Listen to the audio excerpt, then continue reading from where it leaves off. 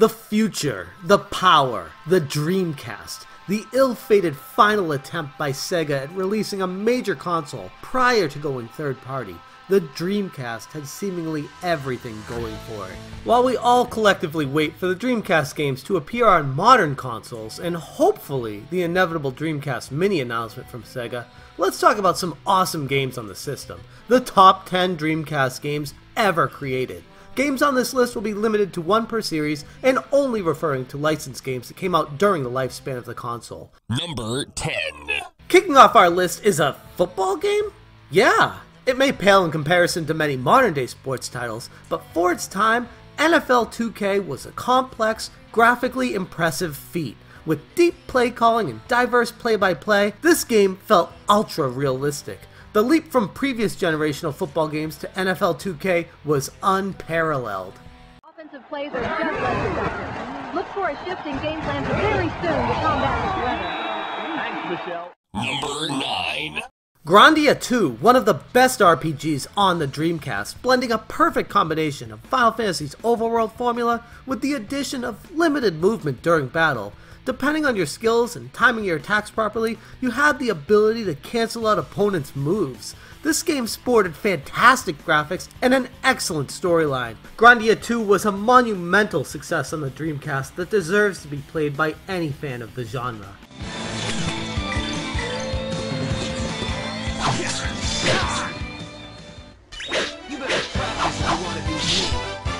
Number 8. Ladies and gentlemen, boys and girls, let's get ready to rumble!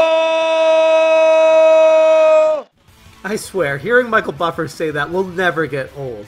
Ready to Rumble Boxing is a 3D boxing game that allows full control over your character moving around the ring, with a twist. A special rumble meter that fills by successfully landing large blows adds an additional level of skill that sets this game apart from many competitors. Sporting a diverse cast of characters with fast-paced, stylistic, and sharp cartoony graphics that added gradual bruises gained by the players as the fight progressed, Ready to Rumble Boxing still holds up today as an incredibly fun multiplayer experience. Number 7. Let's be honest here, guys. While many of Sonic's recent 3D outings have fallen a bit short of perfection, to put it lightly, Sonic Adventure 2 stands out as the shining example of how to do it right. Allowing you to play as heroes or villains, it brings a unique gameplay element to each character. Just don't dive too far into how convoluted the storyline gets and you'll be good. Also, let's not forget how freaking cute that KO Garden was. People would get stuck for days raising those things. Number 6. Resident Evil Code Veronica, the first game in the series to use 3D backgrounds rather than those pre-rendered environments, taking place 3 months after the events concluding in Resident Evil 2.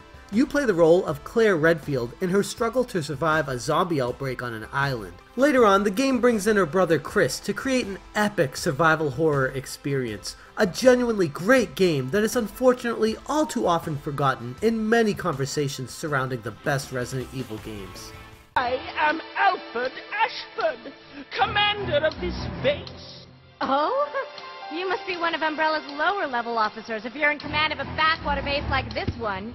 How dare you! Number 5. Power Stone, a fully 3D arena fighting game that was way ahead of its time, and many aspects actually better than Smash Brothers. In addition to battling against your friends during a match, the stages would change dynamically, with gigantic bosses showing up, forcing you to team up with each other to fight them off before returning to challenge each other. Gaining 3 Power Stones placed throughout the map would allow the player to transform into a far more powerful version of themselves. Power Stone broke new ground in the fighting genre, switching up the basic tried and true formula for the better. Number 4. Featuring 3-on-3 gameplay, a new character assist system, more simplified controls overall, with 2D animated sprites while the backgrounds were rendered in 3D, Marvel vs. Capcom 2 is an outstanding competitive multiplayer fighter. offering a gigantic variety of 56 unique characters to choose from. Replayability and fun is this game's focus. You might hear some expert gamers say that Marvel vs. Capcom 2 was sloppily made. They'd talk about how riddled with bugs and glitches it is, to the point of even when Capcom was admitting that the game was rushed and poorly made. The game, for all intents and purposes, is broken. There are tons of exploitable infinite combos, yet incredibly, this hasn't stopped it from becoming one of the deepest, most popular and successful competitive fighting games ever made.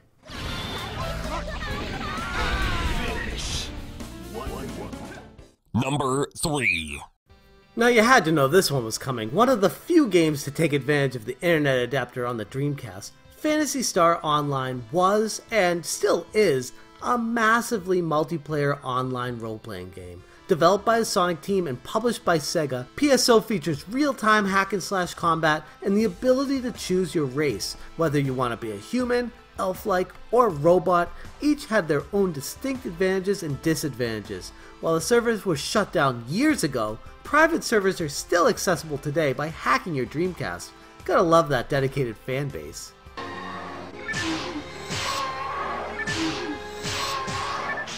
Number 2. Soul Calibur. The best fighting game on the Dreamcast. Incredible graphics, diverse group of characters with weapons unique to themselves, perfectly balanced gameplay. All this, and it was a launch title. Easy enough to pick up and button mash for casual play, but deep enough for complex strategies between offense and defense. Soul Calibur not only appears near the top of the best Dreamcast games of all time, but also would be in the running for the best fighting game ever. This victory strengthened the soul of Maxi. Number 1. The best game on Dreamcast is Shenmue. The excitement of Shenmue being remastered for modern consoles has brought the series back from the dead.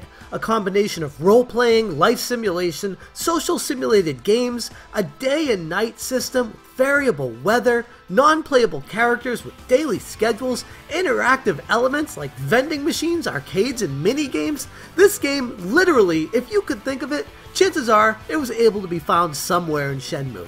Shenmue is remembered for being the most expensive video game ever developed at the time, with an estimated production and marketing cost of between $47 and $70 million.